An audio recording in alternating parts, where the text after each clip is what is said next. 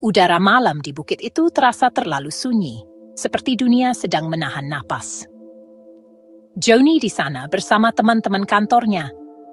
Mereka berliburan untuk merayakan pencapaian target penjualan tim mereka.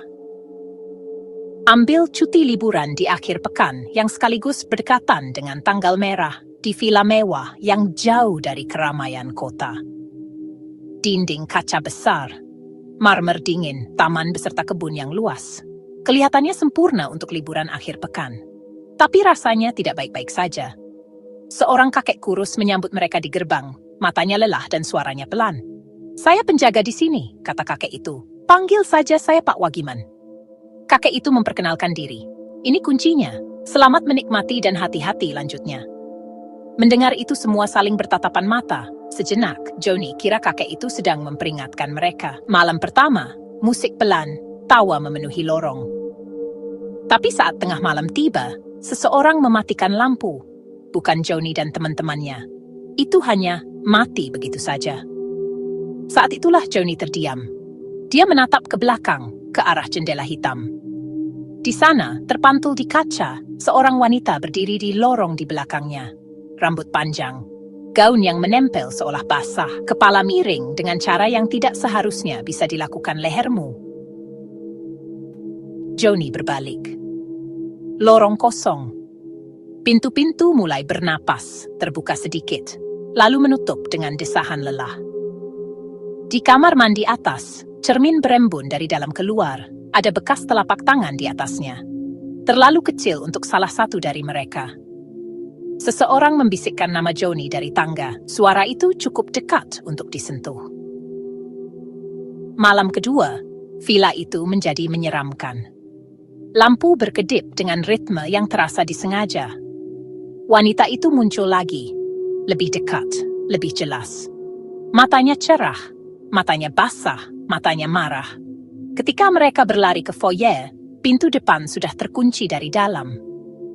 Joni bisa mendengarnya menangis di dapur. Bukan isak tangis dramatis, kesedihan yang tenang, stabil. Jenis kesedihan yang terasa sampai ke tulang. Saat fajar, mereka menemukan kakek duduk di beranda, menatap kabut.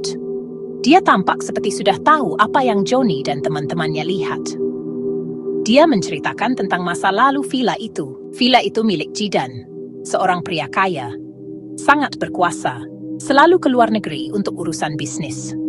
Temannya, Amri, sering meminjam villa itu untuk melakukan hal tak senonoh dengan pacarnya, Sihem. Sihem adalah seorang gadis cantik yang sedikit mata duitan.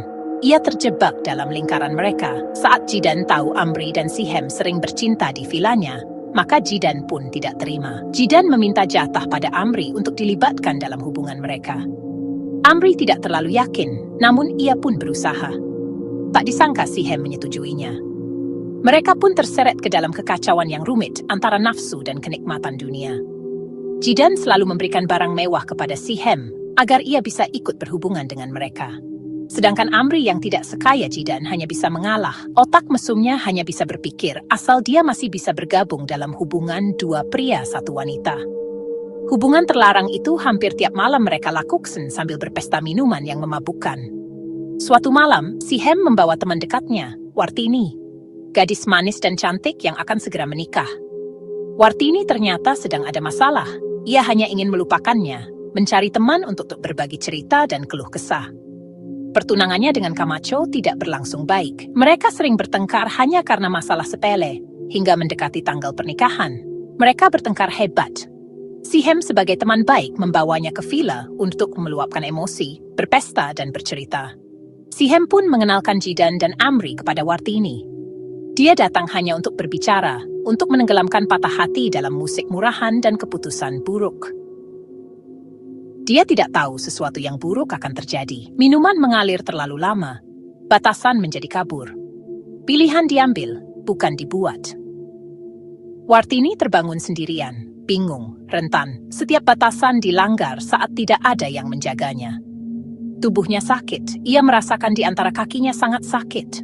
Tanpa mengenakan sehelai pakaian pun. Wartini kaget melihat Camacho di sampingnya dengan tangan memegang senjata tajam berlumuran cairan merah. Dia mengikuti kebohongan Wartini sampai ke sini. Ia menyaksikan pesta mereka, hubungan 4 orang yang melanggar norma. Dalam badai kemarahan dan rasa malu, dia mengambil keputusan itu. Wartini melihat Jidan, Amri dan Sihem sudah terbaring kaku di lantai, penuh dengan cairan merah. Camacho mengakhiri hubungannya dengan Wartini di villa tempat mereka berbuat maksiat itu. Wartini terbujur kaku dengan penuh cairan merah ditemani 3 temannya yang juga tidak mengenakan apa-apa. Sejak saat itu, sering terjadilah kisah mencekam. Wanita di kaca, tangisan di dinding, bekas tangan dingin di cermin. Dia tidak bisa pergi, dan dia tidak memaafkan. Johnny tidak membantah.